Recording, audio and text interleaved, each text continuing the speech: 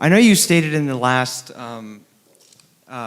lecture that the importance for setting aims in life and to kind of have goals to work towards, right? So my question was, how do you do that if you don't know where you want to go? Because that's kind of where I got stuck on your future authoring program.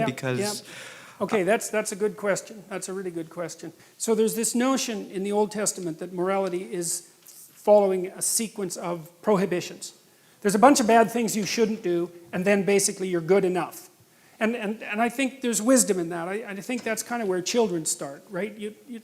I mean, I love children and all that, but they're crazy little creatures, and they need to be, civilized. And partly what you do is you lay prohibitions on them, and mostly what you're trying to do is lay prohibitions on them for the behaviors that, if they manifested, would make their life miserable. So this is why this thing that I've said to people has become this crazy internet meme, but that's to clean up your room, and which is a lot better and more useful than people think. It's a lot harder too, but the first thing you do, I think, and I learned this in part from Solzhenitsyn when he was trying to iron out his soul when he was in the Gulag, because he was trying to figure out how he got there, how he contributed to how he got there. Not Stalin and Hitler, even though they were kind of to blame, but there wasn't much he could do about that. I think what you have to do, and this is part of humility, is you have to look around you within your sphere of influence, like the direct sphere of influence, and fix the things that announce themselves as in need of repair. And those are often small things, and they can be like your room. Put it in order, because the thing is, it isn't exactly so important that your room is in order, although it is. What's important is that you learn how to distinguish between chaos and order. And I think you can do something as simple as just sit on your bed and think, okay, there's probably like 5 things I could do today so that tomorrow morning is slightly better than this morning was, or at least I'm not falling behind. And those will usually be, it's like having to eat a toad in the morning, right? It's like, it's not going to be something you want to do. There'll be things you're trying to avoid. They're snakes, essentially. But if you ask yourself, like you're asking someone, which I think is a form of prayer, if you ask yourself, instead of telling yourself, what is it that I could do to set things more right today that I would actually do? It's usually some small thing because you're not that disciplined, Then you can go do it. And then you put the world together a little more when you do that. And that spreads out. But you also construct yourself into something that's better able to call order forth from chaos. And that makes you just incrementally stronger. And then the next day, you can maybe take on a slightly larger task. And you get the benefit of compound interest if you do that. It's a tremendously powerful technique. And I think if you do that, at some point, instead of just having to fix things up that are not good, you'll start to get a glimmer of the positive things that you could do, the positive things that you could do that would actually constitute a vision. And that's what I would recommend. You need to learn to think, because thinking makes you act effectively in the world. Thinking makes you win the battles you undertake, and those could be battles for good things. If you can think and speak and write, you are absolutely deadly. Nothing can get in your way. So that's why you learn to write. It's like, and I can't believe that people aren't just told that. It's like, it's the most powerful weapon you can possibly provide someone with. And I know lots of people who've been staggeringly successful and watched them throughout my life. Those people, you don't want to have an argument with them. They'll just slash you into pieces. And not in a malevolent way. It's like, if you're going to make your point and they're going to make their point, you better have your points organized, because otherwise you are going to look like and be an absolute idiot. You are not going to get anywhere. And if you can formulate your arguments coherently and make a presentation, if you can speak to people, if you can lay out a proposal, God, people give you money, they give you opportunities, you have influence. I had a plumber once, It was the night before we were putting drywall in our house. We were redoing a house, and he had put in all the plastic piping, and I was going to test the joints. They're supposed to be glued together with this pipe glue, right? And I told him I had to test the joints, and he said, well, you don't have to test my joints, they never leak. And I thought, yeah, that's okay. How about if I test them? So I went up on the 3rd floor and filled the pipes with water, capping them in the basement like you're supposed to. And like half an hour later, I had 2 inches of water in the basement. There were 30 leaking joints. And that was the night before the drywallers were supposed to show up. So he wasn't particularly competent. That's the point of that story. But even more so, he had put a bunch of the plastic pipe outside where the drywall would be, so it would have been sticking through the wall. So I spent a frenetic night, sawing through plastic pipe and re-gluing joints so that the drywallers could come in. What's the point? If you're going to be a plumber, man, be a good plumber, because otherwise all you do is go out there and cause trouble. And we don't need people to cause more trouble. We need people to solve problems. And so you can be a tradesman, and you can make a lot of money as a tradesperson. It's a bloody, reliable, honorable, forthright, productive way of making a living. And there is a hell of a lot of difference between a working man who knows what he's doing and one who doesn't, both in terms of skill and ethics, right? And you work with someone who knows what they're doing, it's a bloody pleasure. They tell you what they're going to do, they tell you how much it will cost, they go and do it, it works, and you pay them. Perfect. Everyone's happy. And that's what happens when you have genuine hierarchies of competence. And so you listen to these panderers of egalitarianism and equity, and they fail to recognize completely that there are differences in rank between people. It's not such a terrible thing, man. Maybe you wouldn't be a great lawyer. Like, it's certainly possible. Most people aren't. But that doesn't mean there isn't something you could be great at. There's lots of hierarchies to attempt to climb, and if you fail in one, go try in another. But the point is, you're still trying to aim for the top, and what the hell are you going to do if you don't try to aim for the top? Flap about uselessly and whine about your life? It's not helpful. It'll just make you miserable. You're not reliable to anyone. You can't help out in a crisis. It's like, so you tell young people, and this is another message for conservatives, like, I don't care what you're going to do, but go out there and make something of yourself for God's sake. Be an honest person and work and get to the top of whatever it is that you want to get to the top of. And stand up for yourself like a respectable human being, and be a bit of a light on the world instead of a blight. And you can tell young people that, and they haven't been told that by anyone now. And so the young men are so hungry for that it's painful to watch. They're so relieved when someone finally comes up and says, hey, you get your act together a bit, discipline yourself, see if you can learn to tell the truth, concentrate on something for a year or two, you could be a bloody world beater. They think, really? That's possible? Wow, that would be interesting. That might make life worth living. It's like, yeah, it might. So why don't you go do it? That's what the damn universities were supposed to be teaching people, and they've forgotten that. I went to Harvard a month and a half. I used to teach there, and I talked to a bunch of students, and I told them, it's not easy to get into Harvard, Like, you're a valedictorian if you're at Harvard. And not only are you a valedictorian, you're way better than most people at least 2 other things, or you don't get in. And so, like, I don't know what the acceptance rate is, like 5%, and believe me, not everybody applies, so it's a very selective school. And so why am I saying that? It's like, these are high quality kids. So I told them what I just told you. It's like, here you are at Harvard. It's like, get yourself educated, man. Read some books, learn to talk, learn to think. Make yourself into something. Get the hell out there and make the world that put you here happy that you were put there in that great institution. And they came up to me afterwards and said, God, I wish someone would have told us that when we were in our first year. It's like, Jesus, why didn't someone tell them that? For God's sake, it's supposed to be the greatest university in the world. Is it so difficult to figure that out?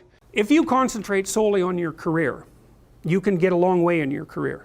And I would say that that's a strategy that a minority of men preferentially do. That's all they do. They work like 70, 80 hours a week. They go flat out on their career. They're staking everything on the small probability of exceptional status in a narrow domain. But it's hard on them. They don't have a life. It's very difficult for them to have a family. They don't know how to take any leisure activity. Like, they get very one-dimensional. Now, it may be that unidimensionality is the price you have to pay to be exceptional at one thing, right? Because if you're going to be something like a genius level mathematician, and you want to do that or a scientist, say, it's like, you're in your lab all the time, you're working 70 hours a week or 80 hours a week, you're smart, you're dedicated, you're unidimensional, and that's how you get to beat all the other people who are doing that. It's the only way. But the problem is, you don't get a life. Now, if you love being a scientist and you have that kind of focus of mind, well, first of all, you're a rare person, and second, you're going to pay for it. But fine, more power to you. But it's a risky business to do that. You sacrifice a lot for it. You know, and I would say most often, if you're speaking about having a healthy life, that isn't what you do. You spread yourself out more. So, you know, you have a family, you have some things that you do outside of work that are meaningful to you and useful. You have a network of friends. Well, those 3 things alone, or 4 things alone, are plenty to keep you well oriented. And then if one of those things collapses, you know, everything doesn't go. Now, the price you pay for that is the more you strive to optimize that balance, the less likely you are to be fantastically successful at any single one of them. But you might have a very, you know, if you consider your life as a whole, that might be a winning strategy. You're actually tougher than you think. You never knew that. And maybe you didn't want to take on the responsibility because, you know, people play a role in their own demise, so to speak. When you had opportunity to go out and explore or withdraw because you were afraid, you chose to withdraw because you were afraid. So it's not only that you were overprotected often, it's that you were willing to take advantage of the fact that you were overprotected and run back there whenever you had the opportunity. You know, so maybe you're a kid in the playground, right, and you're having some trouble with other kids, and you know in the back of your mind, I should deal with this myself, but you go and tell your mom and get her to intervene. And you know that that's not right. You know that you're breaking the social contract, but it's easier, and so that's what you do. You run off to an authority figure and hide behind the great father, right, roughly speaking. Well, the problem with that is you don't learn how to do it yourself. So then you have to relearn it painfully when you're 40. So then you take people out. You say, well, what are you afraid of? Rank it from 1 to 10. So 10 is, we'll make a list of 10 things you're afraid of. The thing you're least afraid of we'll call number 10. So we'll start with that. Okay, well, I'm afraid of elevators. Okay, well, let's look at a picture of an elevator. Let's have you imagine being in an elevator. Let's go out to an elevator and let you watch the terrible jaws of death open, because that's how you're responding to it symbolically, right? And you're going to do that at the closest proximity you can manage. You find out, you go do that, it works. You're nervous as hell, especially from an anticipatory perspective. Shaking. You go out, you stop, you watch it happen, and you actually calm down. You do that 10 times and it no longer bothers you. Well, what you've learned that you didn't die, but more importantly than that, you've learned that you could withstand the threat of death. That's what you've learned. And then you move a little closer, and then you move a little closer, and then you move a little closer, and finally you're back in what's no longer the elevator from a symbolic perspective. It's a tomb, right? It's a place of enclosure and isolation. And you learn, turns out I can withstand that. And then you're much more together, much more confident. And that's often one of the things that often happens in situations like that. I've seen this multiple times, is that if you run someone through an exposure training process like that and toughen them up, they'll often start standing up to people around them in a way they never did before. When I was 25 or so, I probably weighed about 138 pounds. I smoked like a pack of cigarettes a day. I drank tremendous amount of alcohol. I was from northern Alberta, this rough little town up in northern Alberta called Fairview, and you know, there were long winters there, and my friends were heavy drinkers, and most of them dropped out of school by the time they were 15 or 16, went off to work on the oil rigs, and you know, it was a rough town, and we drank a lot. I started when I was 14, and you know, and so I had a lot of bad habits, let's say, and things that were, and I wasn't in great shape physically, and I was also still intellectually obsessed by, as I am now, and so that would have been in 85. But I decided around then, about 85, 84, something like that, maybe a little earlier, that I was really going to try to get my act together, and so I started doing that. First of all, I quit smoking.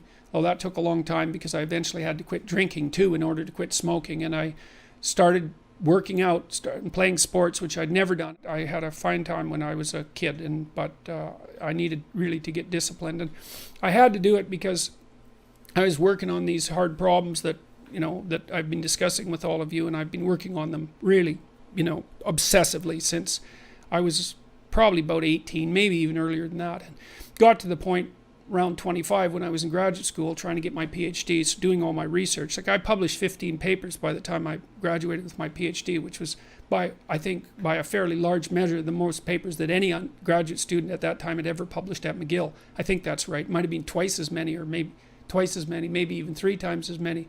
And at the same time I wrote Maps of Meaning, which was a terribly difficult thing to do, because I was writing about 3 hours a day doing that, and I couldn't do all that and continue with my misbehavior, you know, my sort of what would you say, my hedonistic my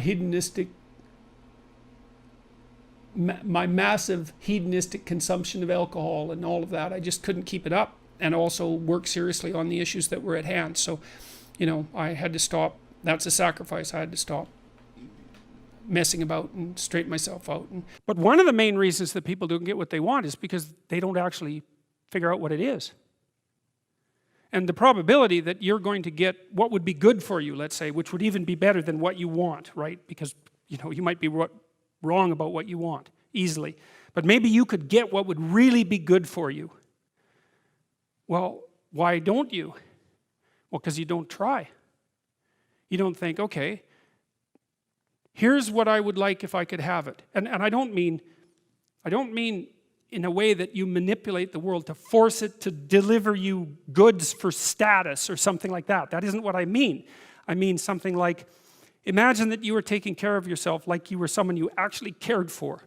And then you thought, okay, I'm caring for this person. I would like things to go as well for them as possible. What would their life have to be like in order for that to be the case? Well, people don't do that. They don't sit down and think, all right, you know, let's figure it out. You've got a life. It's hard, obviously. It's like 3 years from now, you can have what you need. You got to be careful about it. You can't have everything. You can have what would be good for you, but you have to figure out what it is, and then you have to aim at it. Well, my experience with people has been if they figure out what it is that would be good for them, and then they aim at it, then they get it. And it's strange because it's a strange thing. It's not quite that simple because, you know, you may formulate an idea about what would be good for you, and then you take 10 steps towards that, and you find out that your formulation was a bit off, and so you have to reformulate your goal. You know, so you're kind of going like this as you move towards the goal. But a huge part of the reason that people fail is because they don't ever set up the criteria for success. And so, since success is a very narrow line and very unlikely, the probability that you're going to stumble on it randomly is 0. And so there's a proposition here, and the proposition is, if you actually want something, you can have it. Now the question then would be, well, what do you mean by actually want? And the answer is that you reorient your life in every possible way to make the probability that that will occur as certain as possible. And that's a sacrificial idea, right? It's like, you don't get everything, obviously. But maybe you can have what you need. And maybe all you have to do to get it is ask. But the asking isn't a whim or today's wish.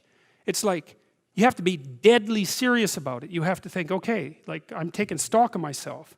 And if I was going to live properly in the world and I was going to set myself up such that being would justify itself in my estimation, and I don't mean as a harsh judge, exactly what is it that I would aim at? Sit on your bed one day and ask yourself, what remarkably stupid things am I doing on a regular basis to absolutely screw up my life?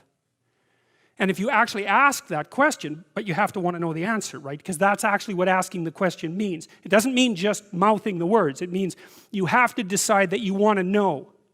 You'll figure that's out so fast it'll make your hair curl. Rule 4. Compare yourself to who you were yesterday and not to who someone else is today. Because if you're comparing yourself to someone else, I mean, first of all, you don't know very much about the life of the person you're comparing yourself to. You don't know it across all of its dimensions. And second, people are very different, and so comparing yourself to someone else, it's kind of useful, I guess, when you're young, but as you get older and more singular and more particular, it becomes increasingly less useful. better to compare yourself to a previous version of yourself and work for improvement in that way. When people are beset with a catastrophe, like let's say the death of their father, that they are prone to use that as an excuse for not going about the business that they should be going about. Because they can say to themselves, well, I would accept. And accept, there's always good reasons. I mean, believe me, there's always good reasons for not doing what you should. That's for sure. The reasons pile up day after day to not do what you should, especially because you're aiming at things in the future. You can put them off indefinitely, right? Because of the demands of the day. Like, there's no excuse whatsoever for not getting at what it is that you should be doing. It's absolutely reprehensible to justify your inaction with a catastrophe that extracts mercy from other people, right? There's a tricky game that's going, well, of course I can't do that. Look at the terrible thing that's just happened to me. It's, yeah, okay, I understand. You're absolved of any necessity to move forward because of your current catastrophe. It's like, well, actually you're not. And it's rather rude of you to use it as an excuse. And it's certainly counterproductive. Well, if you're harmless, you're not virtuous. You're just harmless. You're like a rabbit. A rabbit isn't virtuous. It just can't do anything except get eaten. It's not virtuous. If you're a monster and you don't act monstrously, then you're virtuous. But you also have to be a monster. Well, you see this all the time. Harry Potter's like that too. It's like he's flawed, he's hurt, he's got evil in him. He can talk to snakes, man. He breaks rules all the time. All the time. He's not obedient at all. But, you know, he has a good reason for breaking the rules. And if he couldn't break the rules, him and his little clique of rule-breaking, you know, troublemakers, if they didn't break the rules, they wouldn't attain the highest goal. So it's very peculiar, but it's a very, very common mythological notion. You know, the hero has to be a monster. But a controlled monster. Batman is like that, you know. I mean, it's everywhere. It's the story you always hear.